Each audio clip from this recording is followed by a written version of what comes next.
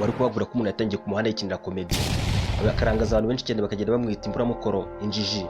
Uyu munsi wa none ukaba bimutunze we n'umuryango we ntiwari kubyemera.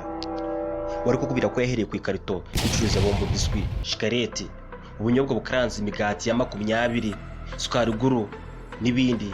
Uyu munsi wa none ukaba warirwa mu mamiliyoni wa banki zakomeye cyane ku isi, ntiwari kubyemera.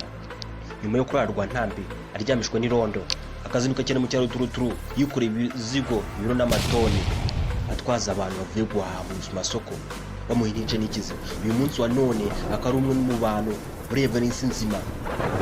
Ubu ni igihanganye cyane abantu bareba ku mateleviziyo, mu binyamakuru bisohoka buri munsi. Nyuma y'uko yari afite inzozi zo kurangiza amashuri akazabona akazi karyoshye keza kandi kamubereye, yagira hanze agasanga akazi kabona umugabo kagasiba undi. Ku bihumbi inoti ye ya 2 yahise afata igishoro ajya gushora mu nkwavu. Uyu munsi wa none akaba asurwa n'amahoteli atandukanye cyane bamutumaho buri munsi. Ni umwe mu bantu bavuga ari kijyana kuko agemura imari hirya no hino, ubu akaba ari umunya business wambaye cyane. Iki kiganiro cyitwa inzira ya muntu. Bazakubwira ko isi ari abantu n'isi. Abantu benshi cyane bayituyeho, batuye muri ino si. Isi ni umubumbe wa 4 mu mubumbe 9 igaragiye izuba. Isi ikaba ifite imigabane 6: Aziya, Atlantika, Amerika, Uburayi, Afrika na Australia.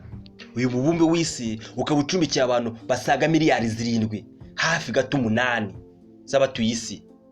Iyi si ya none ikaba turi mu kinyejana cya 21, ikinyejana gifite umuvuduko, ikinyejana gisaba gukora cyane, ikinyejana gisaba kuba abantu bagura imitekerereze mu bijyanye n'ubukungu, aho abantu bashobora kugirira akamaro isi, bagahora bibukwa ibitekerezo byabo bakoze, ibigwi byabo ntibisibangane mu mitwe y'abantu benshi cyane.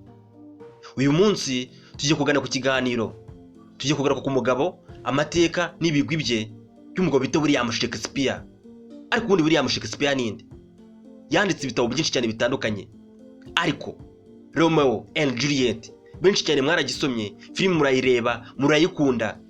Romeo and Juliet yanditswe n'uyu mugabo bita William Shakespeare. Ariko ubundi William Shakespeare ni muntu ki? William Shakespeare yabonye izuba ku itariki 23 z'ukwezi kwa 4 mwaka wa 1564. Avukira mu gace ka Stafford upon mu mujyi wa Warwickshire.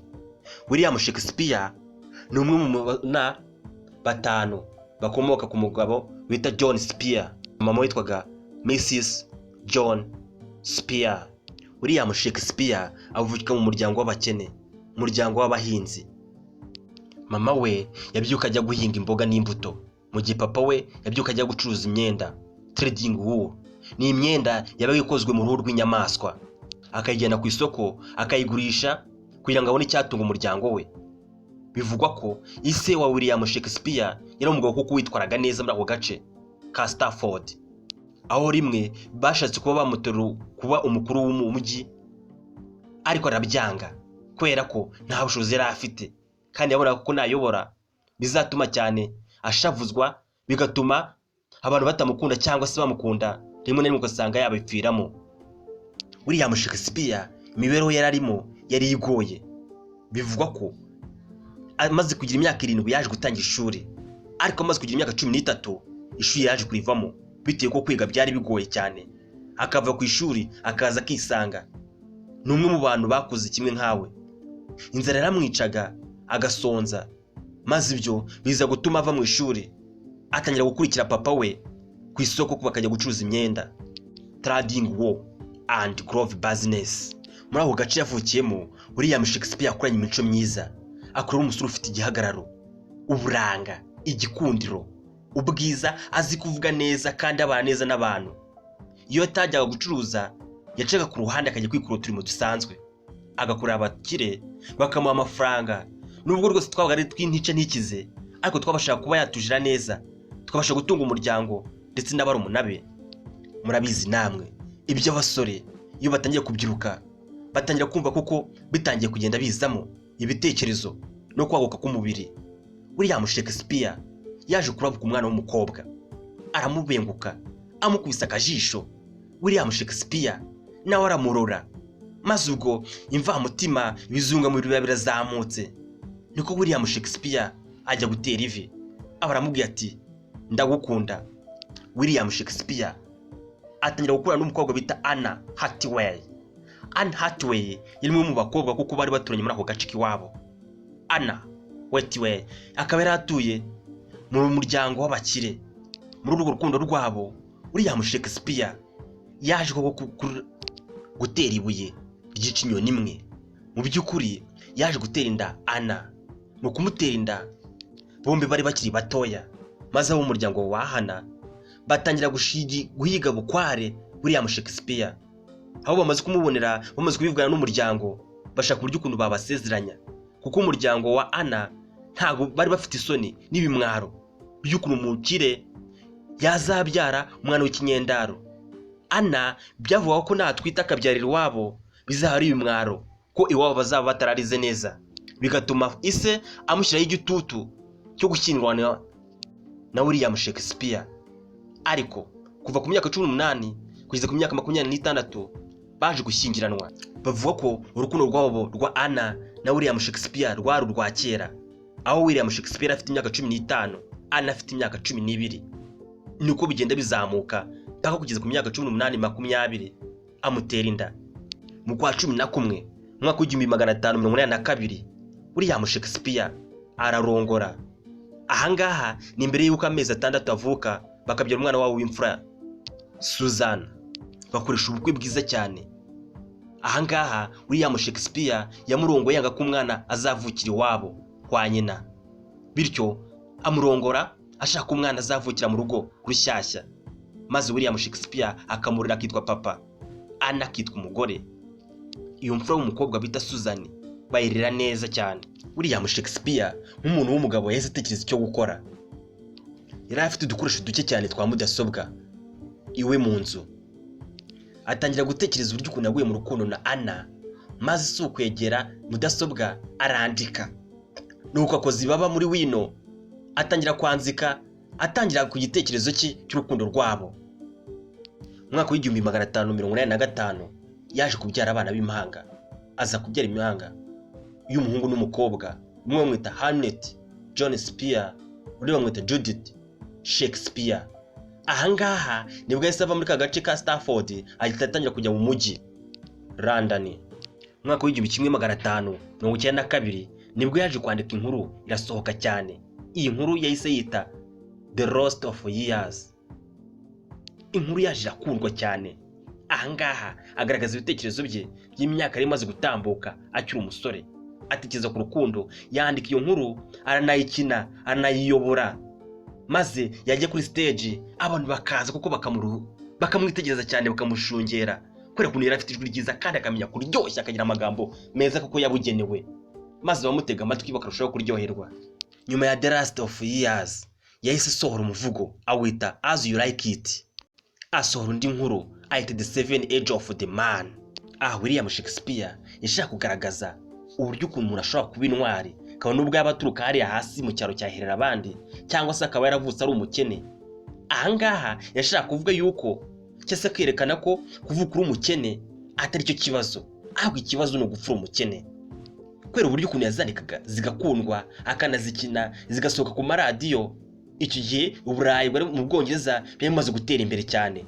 Maze umwaka w'1592 agafaranga kagenda karushaho kugenda kaza. Udufaranga abonye tumwe akatwifashisha, utundi akatujyana iwabo, dore ko yari afite barumuna be 5 kandi bigaga mu mashuri nabo bari bakeneye kuzamuka bagafashwa. Iyo ngiyo muri ako gace ka Stafford yakuriye. Muri uwo mwaka w'1592 Ubwongereza bwayoborwaga n'umwami James wa mbere. James wa mbere kubera ko William Shakespeare kuko yari amaze kumenyekana mu mujyi wa London, amaze kuba icyogere, yaje kumutira inkunga, maze bituma yagura company ayita Chamberlain Men's. Ahangaha umwami James yashaka kuba William Shakespeare yakwagura ubuvanganzo bwe bukagera hirya no hino ku isi, maze ibitabo bye bikamenyekana, dore ko byagiye bisohoka mu ndimi zitandukanye zisaga 38. Muri uwo mwaka William Shakespeare amaze kugira imyaka 32 yaje kwandika inkuru The Comedy of Errors. The Comedy of Errors yari inkuru ishingiye, wari kuyumva yumvaga hari rugenda gusetsa, ariko harimo ubutumwa bwibanzemo aho umuntu yabaga yakina asetsa cyangwa atebya ariko afite ubutumwa ashaka gutambutsa, bigatuma abantu bamukunda, aho yajyaga kuri stage yiyoberanyije, maze uburyo akinamo bigatuma abantu bamukunda, maze aramamara cyane, arogera kimwe n'abagenzi be. Umwaka w'igihumbi kimwe 597 amaze kugira imyaka 33, umwuga we wari ubwanditsi, guhimba, akanakina, akanayobora amafilimi hirya no hino. Yaje gusohora indi theatre yita The Love and Family. Nyuma yaho gato yaje gusohora umuvugo awita The Faith Yaf. Fair Yaf. Aha yashaka kugaruka uburyo ukuntu hari umusore wahuye n'inkumi maze bakarebana akana ko mu jisho. Umusore yamureba agatima kagatangira gutera, umukobwa nawe kugenda bikanga agashingura, ariko yagenda yakeka ko umusore ntagende. Ahanga koko agaragaza urukundo nyarukundo, byo bita true story. Nyuma y'iyi nkuru Fair Yaf yaje gusohora inda yita The Dark of Lady. The Dark of Lady. William Shakespeare yanditse inkuru nyinshi cyane, ibitabo, imivugo, amakinamico. Ariko inkuru, ikinamico, umukino bita Romeo and Juliet, iyi filimi, iyi nkuru yayanditse agendeye ku bari bamwe bari bakiza abandi ari abakene, aho Romeo amugaragaza nk'umwana ukomoka mu bakene, Juliet akamugaragaza umwana ukomoka mu muryango w'abakire, aba Capulet n'aba Montague. Igaragara ko yari imiryango kuko ibanye nabi kandi koko hahandi bazirana urunuka. Akwiriye Shakespeare yanditse agira ngo ahuze abantu. Iyi nkuru uburyo yanditsemo n'uburyo ukuntu bahikinnye bijya neza guhura. William Shakespeare yanditse ibitabo byinshi cyane bitandukanye. Inkuru zirakundwa. Inkuru bita All of Its Truth. All of Is Truth yarakunzwe cyane, iramenyekana. Ahangaha iyi niyo nkuru yaba yaranditse cyangwa igitabo kisa nkaho kijya agenza nkaho ajya gusoza bwa nyuma. All of Is Truth yasutse umwaka w'igihumbi 613. Ku myaka ya 52, aha hari umwaka w'igihumbi 616, nibwo yashyize iherezo ku buzima bwe, nibwo yaje kuva mu isi atabarutse ku myaka ya 52. Uyu munsi wa none William Shakespeare bakaba bamuvuga nk'umuntu wamamaye agateza imbere ubujyanye n'ubuvanganzo, yaba imyandikire, amakinamico, imivugo, guhimba, akandika amakomedi atandukanye. Benshi cyane uyu munsi niwe bavuga, nawe babikesha, bavuga kuko kari we wadukanye uwo mwaduko, ari we murage yasigiye isi. Niyo mpamvu abantu benshi cyane banditse ibitabo bitandukanye bavuga ko inkomoko y'ubuvanganzo nyemvugo, ubuvanganzo bwa rubanda bukomoka kuri William Shakespeare. Iki cyari ikiganiro Inzira ya Muntu, twatuma tureba ku mateka n'ibigwi by'umugabo bita William Shakespeare. Mwagiteguruwe kandi mukigezwaho nanjye Dieudonné ayishakiye. Ndabashimiye, mugira amahoro y'Imana.